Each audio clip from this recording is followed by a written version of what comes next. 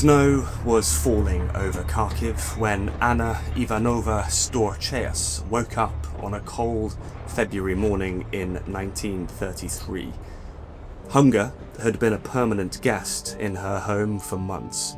It took her husband first, his body bloated, his skin like tissue paper stretched over bone.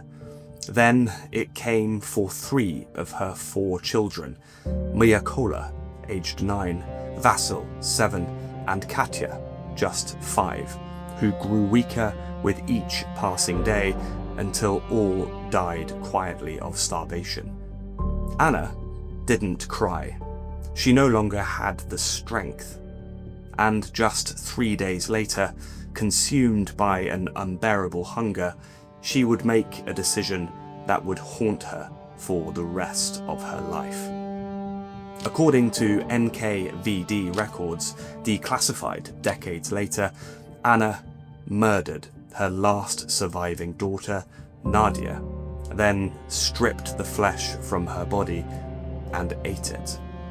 It was not an isolated incident in Ukraine in 1933.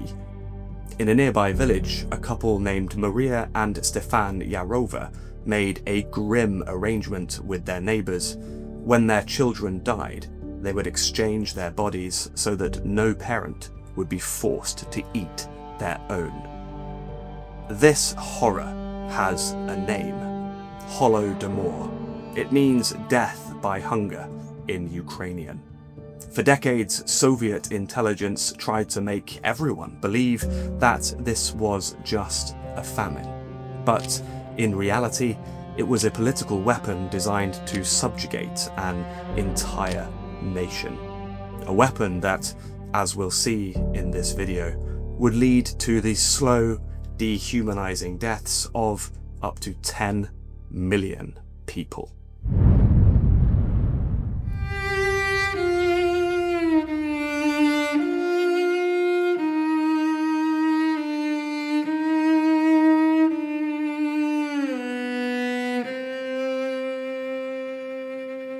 To understand the Holodomor, it is essential to comprehend Stalin and his perspective on the Ukrainian issue.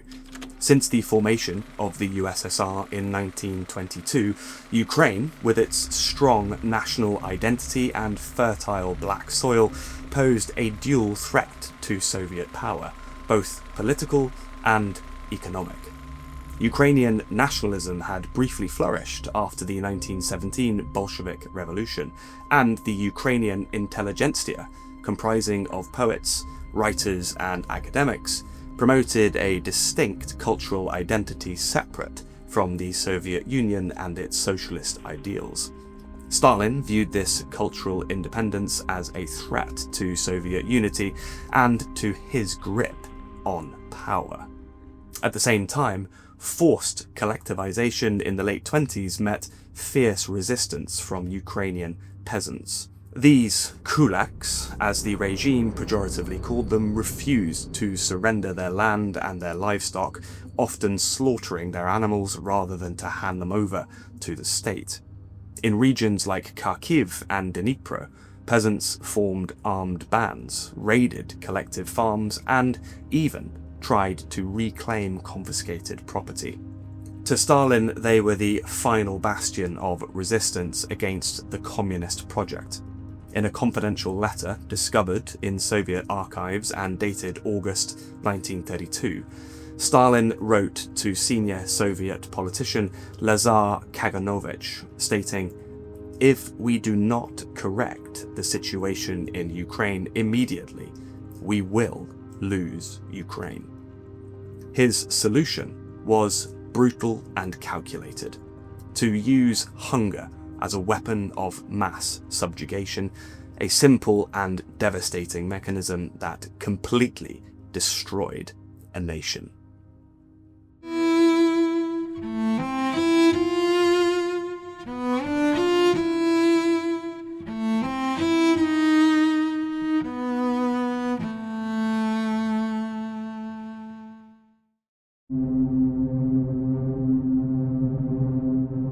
Throughout history, besiegers have used famine to break resistance, cutting off food to force a surrender.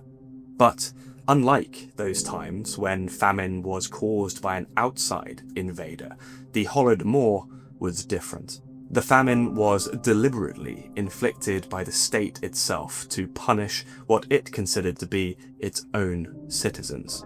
The first step the Soviet Union took was to carry out mass requisitions. In 1932, special Communist Party brigades, backed by NKVD units, the Soviet secret police that would later become the KGB, swept through Ukrainian villages, confiscating livestock, cereals, potatoes, and every seed in sight. Official Soviet documents show that the quotas imposed on Ukraine were deliberately designed to leave the population without food. And any household that failed to turn over its grain was accused of hoarding state property and punished accordingly. Yet, Ukrainians refused to surrender. They went to great lengths to hide their grain in the most discreet, hidden spots.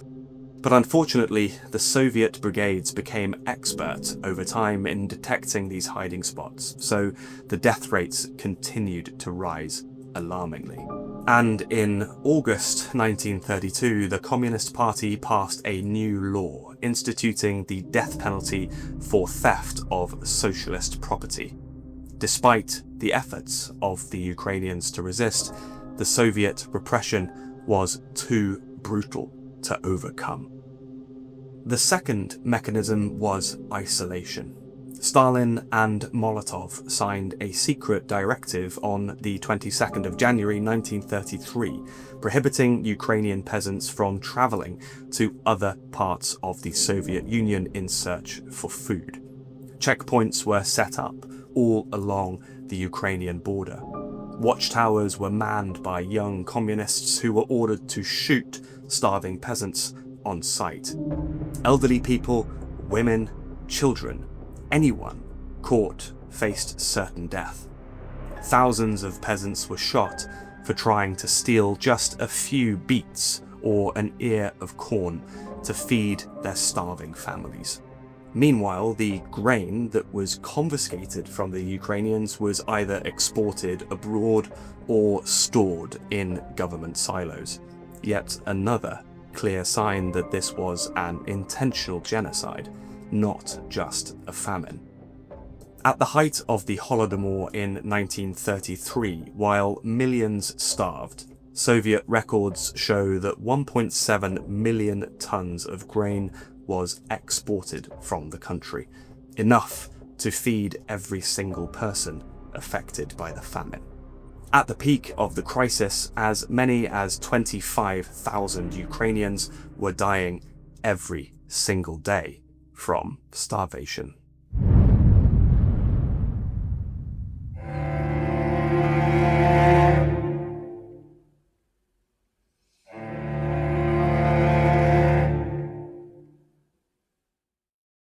Let me try to give you a sense of what the desperation of the Ukrainian people looked like during this time.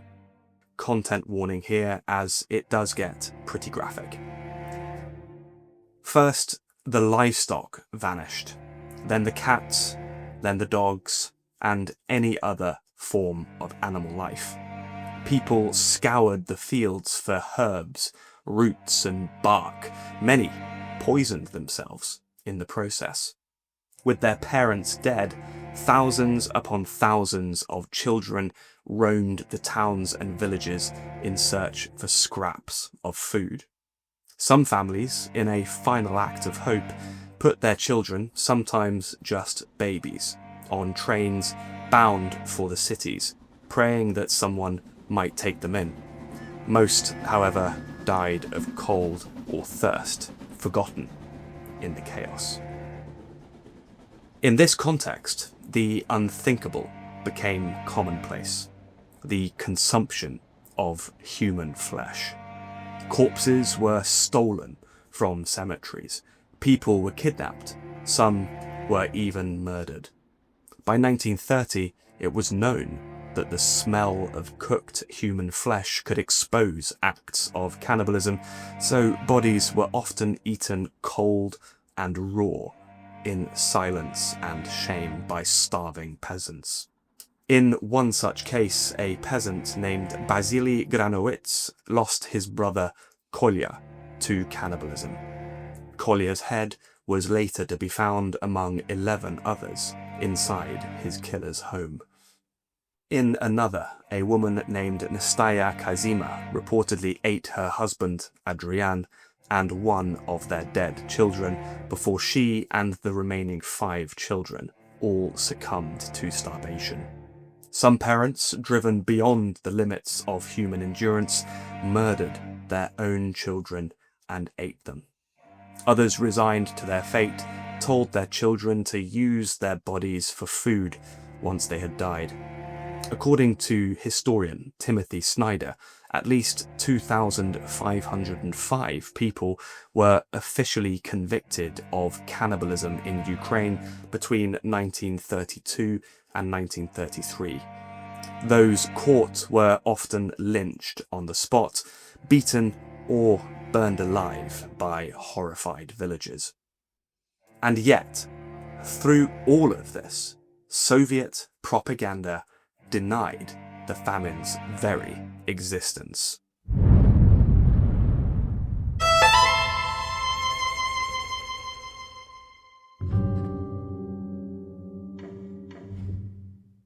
While Ukraine starved, the Soviet Union insisted that there was no famine. Anyone who spoke about it risked arrest or worse. Soviet newspapers ran headlines denying any shortage of bread, while train stations overflowed with dying peasants trying to flee from the countryside. But cracks soon appeared, even within the system. Some Soviet officials and soldiers began to question what they were doing. One letter from Grigory Pechovsky, a prominent Ukrainian Soviet official, laid bare the emotional toll.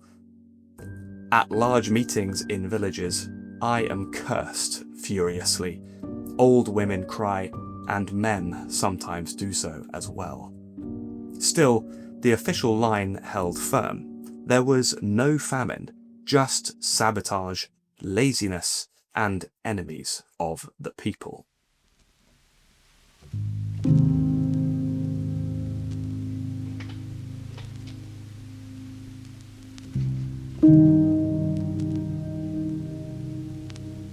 The exact scale of the Holodomor remains a subject of intense debate. The most conservative historians estimate around 3.9 million deaths in Ukraine alone. However, some others estimate the range between 7 and 10 million deaths, roughly 1/3 of the country's population at the time. While the number may be disputed, what cannot be debated is the intentionality of this man-made famine. When spring arrived in Ukraine in 1933, many villages were completely and utterly deserted. In others, only a few survivors remained, too weak to till the land. The vibrant life of the Ukrainian countryside had been replaced by a sad and haunting silence. Where you once could hear traditional songs during harvest time, now there was only the wind blowing through the abandoned farms. But the Soviet regime acted swiftly to erase all of the evidence. Death records were falsified, attributing deaths to natural causes like exhaustion or heart failure. They knew that if other republics discovered what had happened in Ukraine, an uncontrollable rebellion might erupt. International recognition has been slow but steady. Since 2008, over 30 countries have officially recognized the Holodomor as a genocide against the Ukrainian people. However, Russia continues to reject this classification, insisting it was a shared tragedy that affected the entire Soviet Union equally. This is why some people remain skeptical. But if we examine the evidence closely, the answer, to me at least, is clear. 1. The requisition quotas imposed on Ukraine were deliberately set to be impossible to meet. 2. The affected regions were isolated to prevent escape or aid, proving conscious intent. 3. As if that weren't enough, Stalin's letters confirmed that he was aware of the situation and used it to solve the Ukrainian problem. And 4, while famine disproportionately affected Ukraine and Ukrainian populated regions like the Kuban and Dnipro, nearby Russian areas did not suffer the same levels of deprivation. Is that too much of a coincidence? Well, I'll leave it to you to decide. This video took an insane amount of time to edit and research, so if you enjoyed it, be sure to like and subscribe. And if you want to know what it was like to raid an enemy trench in World War I, click here. If you want to know what it was like to be a machine gunner in World War I, click here. Thank you so much for watching, and I'll see you in the next one.